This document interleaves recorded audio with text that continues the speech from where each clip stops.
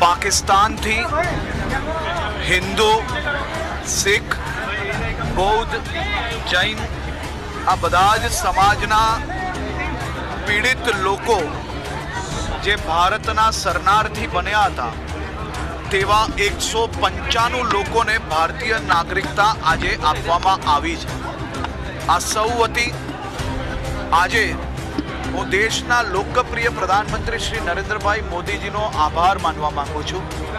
દેશના ગૃહમંત્રી શ્રી અમિતભાઈ શાહજીનો બી આભાર માનવા માંગુ છું કે જેમના પ્રયાસોથી આજે આ સૌ પીડિતોને, સૌ શરણાર્થીઓને આ મહાન ભારત દેશના નાગરિક બનવાનો અવસર પ્રાપ્ત થયો. અમારી તમામ માહિતીથી અપડેટ રહેવા માટે જોડાયેલા રહો S9 ન્યૂઝ સાથે.